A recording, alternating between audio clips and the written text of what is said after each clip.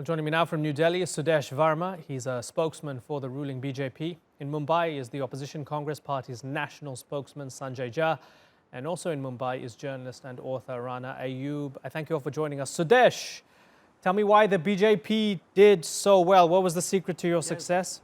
Of course, the performance of our government in the last 5 years and the kind of good governance we have taken in terms of statistics. If I start telling you that actually the poor man in this country got the benefits of the policies of this government. So we saw in this election that people had become campaigner. They were much ahead of the party or the party workers, and they were scared that if Narendra Modi doesn't come to power, what is going to happen to this country. So initially they started campaigning, and that explains that why we got such a huge victory, which opposition in this country and even some of the media critics were not ready to believe. But we had seen that, we had seen that when we went to campaign, we could see a lot of women coming out and lining up. When you ask them, they would say just Modi, Modi, and also the youngsters, So Modi was seen as a solution. The opposition was always trying to point towards the problems. Problems fine, but it was not because of Modi's doing. So the solution they saw in Modi, and that is the result that they wanted to give this government another chance with much greater majority and much more power to deliver the goods. Sanjay Jha, for the past couple of years, Congress has been saying that the BJP has failed in governance. Well, the people have answered now. They believe that the past 5 years have been good enough to give the BJP another mandate.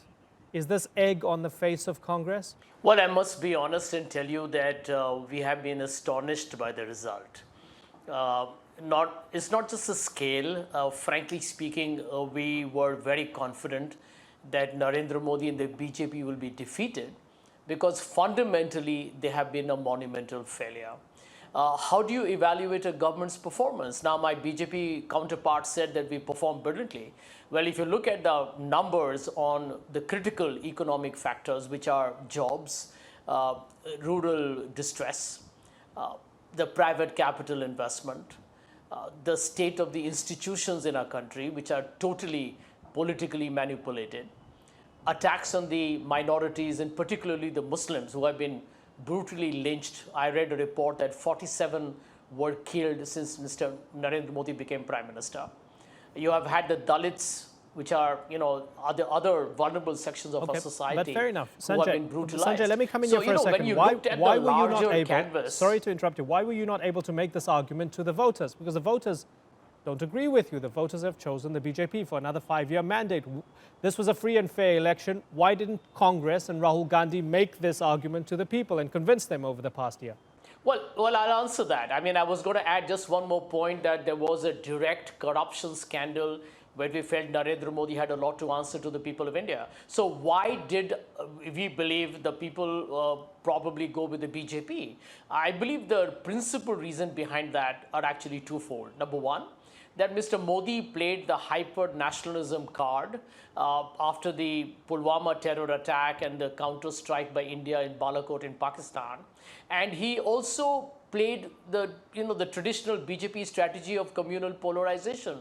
Narendra Modi talked about, the constituency from where Mr. Rahul Gandhi was fighting and, brought in this Hindu majority, Hindu minority. And thereafter, everybody in the BJP started singing the same tune. So it's a combination of what can be described as muscular nationalism and very aggressive Hindutva campaign. So he is won not for performance, but because he's actually played with the emotions of the majority community in our country. Rana Ayyub, was it more a case of the BJP doing spectacularly well or Congress doing spectacularly badly? I think it's a mixture of both. And journalists like us who have been reporting from the ground had predicted this result more than a month ago, of course, which Congress did not agree with at that point of time. Colossal, the kind of campaigning that was done by the Congress. I think one, it did not resonate with the rural India. I mean, one of the biggest issues that they made was the corruption deal of the Rafale defense deal. When I met people on the ground in rural India, it's not an issue that stuck with them. They said it's a rich man's issue. So somewhere the Congress failed to, kind of understand the issues of rural India, which is a majority issues that really work for Indian population. What worked for the BJP? This was an election which was fought on a majoritarian ground, on hyper-nationalism. They launched a hyper-nationalist blitzkrieg. The ruling party president referred to Muslims as termites and infiltrators who need to be thrown in the Bay of Bengal. There are lynchings. A week before elections, Mr. Narendra Modi inducted and got Sadhvi Pragya Thakur, a criminal who has been charged with terror attacks on Muslims. She was inducted and she's now in the Indian Parliament. With that kind of aggressive hyper-nationalist campaign and majoritarian campaign, I think that's stuck on the ground, and that's why this resounding victory. Okay, so Sudesh Verma, just trying to address some of these issues. The woman mentioned Sadhvi Pragya Thakur, who called Mahatma Gandhi's assassin a hero and a patriot, a Desh Bhakti. Nathuram Godse was a Desh Bhakti, is a Desh Bhakti, and will remain a Desh Bhakti. So all of this in mind, what we heard from Sanjay and Rana over the past few minutes, people being lynched, especially Muslims, on the allegation of eating beef, this Hindu majoritarianism at the expense of minorities. Are we just going to expect more and more of this over the next 5 years?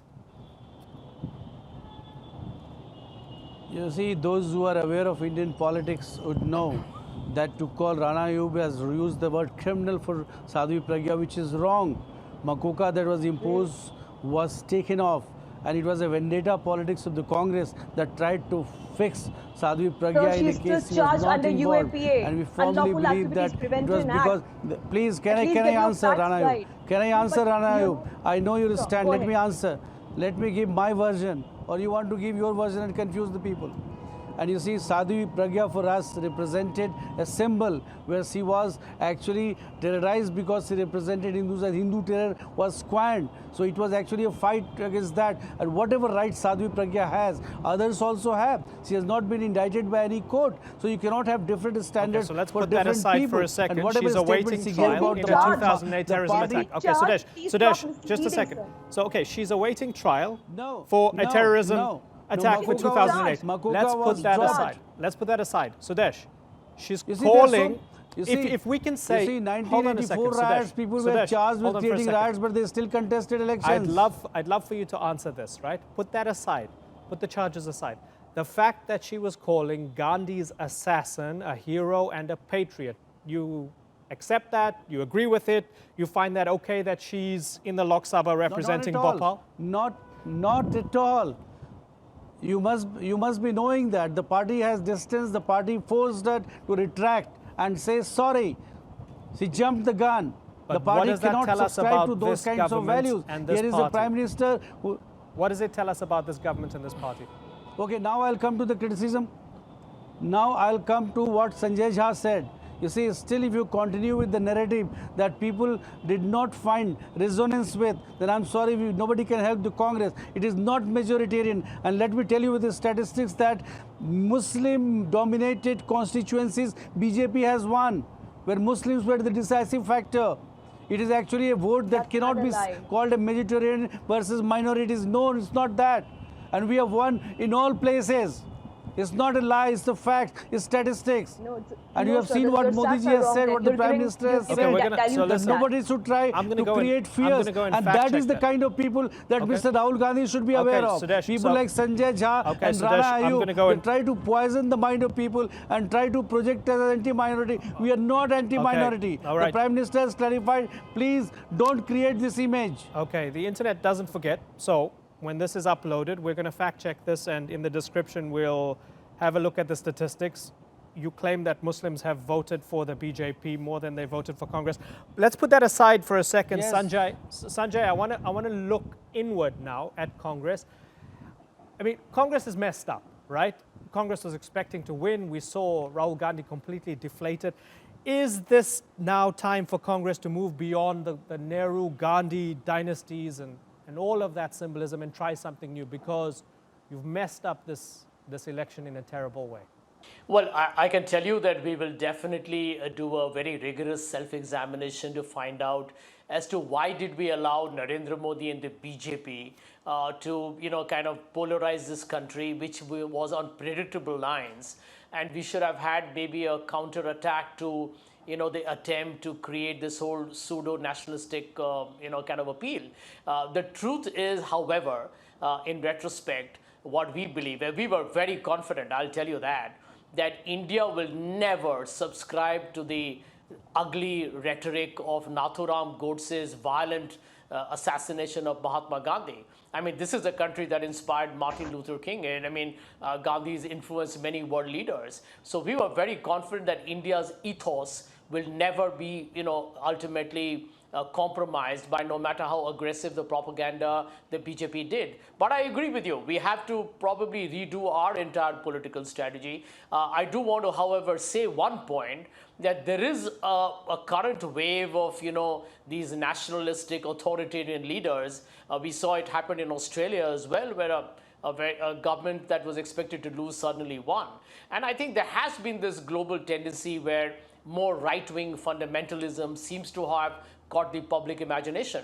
But that's no excuse. And I do believe India is a democracy. India is a secular liberal democracy. And the Congress party will fight tooth and nail to preserve it. Right. And the experts are prone to getting it really wrong recently. We saw, I think, the New York Times saying that there was a 90% chance that Hillary Clinton would win the US elections. Rana Ayyub, as we look at what drove Indian voters to go for the BJP again with a bigger mandate, as unpalatable as you might find the populism or the majoritarianism as you term it, is there an argument for the fact that Indian voters have just chosen stability? Does the BJP bring stability? I don't think the BJP brings stability because we are staring at a 45-year high of unemployment. We are staring at our GDP being low. We are staring at agrarian distress, lack of economic reforms. But as journalists, when we do speak to people on the ground, their sentiment is, and that is that's a BJP slogan which has latched onto with the people. That is, if not Narendra Modi, then who? Clearly, Rahul Gandhi has not been a credible opposition. It's not an opposition that could face the charisma, the Hindu nationalistic charisma of Narendra Modi. The Balakot strikes helped, it was a shot in the arm for Narendra Modi, who saw a dip in the popularity last year, but the hyper-nationalist blitzkrieg that he launched after the attack on Pakistan did help him. Having said that, Rahul Gandhi lost his own home bastion of Amethi. That says something about the Congress party as an opposition, because Congress party really needs to work and rejig its own internal organization. Otherwise, we are staring at the BJP being in power for the next 10 years if the Congress really does not do a check of its own organization instead of accusing the BJP. Yeah, it's really fascinating. So Gandhi lost his own seat in Amethi in Uttar Pradesh. He won another seat, so he's still in parliament, but he lost his own seat to Smriti Irani, which is fascinating in and of itself. Sudesh Verma, one of the big questions everybody's asking is, did you guys as the BJP drag the country towards the right, or have you done so well after 5 years because you've come more to the center? The more people like Mr. Sanjay Jha and Ms. Rana Ayyub get us wrong, we are happy about it, because they would never be able to reach the truth. The truth is that it was a clash between two ideologies. One ideology that spoke about a strong country, a strong leader, and good delivery system, which we were trying to make. And the other was that sided with the Tukre gang that always spoke of India as a nation of nationalities. And they were completely outvoted because of this also. And if you ignore the vast number of people who have been beneficiary of the system created by Mr. Modi, then you are ignoring the very fact that Mr. Modi has delivered such a huge mandate. You did not get, despite the narrative by the Congress, they tried to bring in corruption charges. It was investigated by the court, had seen that, did not find anything. We replied in Parliament every time, but you kept on abusing the Prime Minister. The Prime Minister represents all people of this country. So this would not go well. This negative campaign is not going to work in this country. On the other hand, Mr. Modi is with a positive agenda for change, positive agenda for taking the country to newer heights, to take its rightful place in the Committee of Nations. So naturally, the people had a clear choice. Sanjay Jha, your response? Well, I just want to let you know that ever since Mr. Modi's become the Prime Minister, the RSS is literally running this government. I mean, this government actually goes and gives a performance appraisal report to Mr. Mohan Bhagwat, who heads the RSS. I mean, the truth is there have been 47 lynching deaths. There is the UP Chief Minister Yogi Adityanath, who's made some of the most horrific statements against India's minorities. And every other day, it's not just lynching violence, it's also the fact that if anybody is actually critical of this government, they are told to go to Pakistan. Look at the terrible mismanagement of Kashmir, which has become a tinderbox, but the BJP has actually used Kashmir as some kind of a laboratory experiment for further domestic polarization. So I think the BJP has, frankly speaking, played all its trump cards. And, in our opinion, it's been totally contrarian to the spirit of the Indian Constitution. Mr. Modi has taken an oath on the Indian Constitution to be equal, to be fair, and to be secular towards each and every religion, but that hasn't happened. So the truth is we are at the moment, I think, facing a pretty dark and a dismal democratic future. But, as an opposition party that has been in government for 55 years, we are wedded to, putting our best foot forward.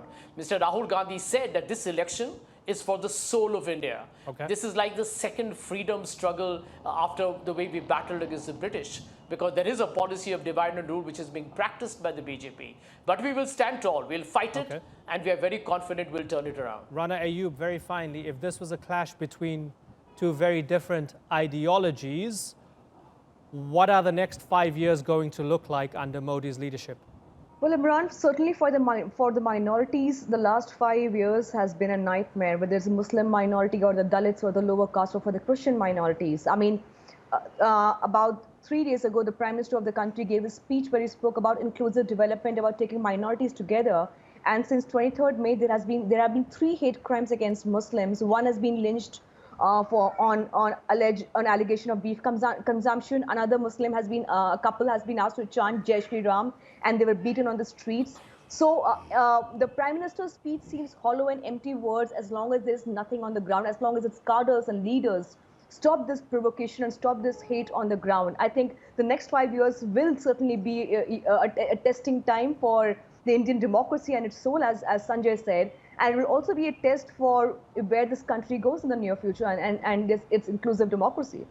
Sudesh Verma, Sanjay Jha and Rana Ayyub, I thank you all for joining us on the Newsmakers.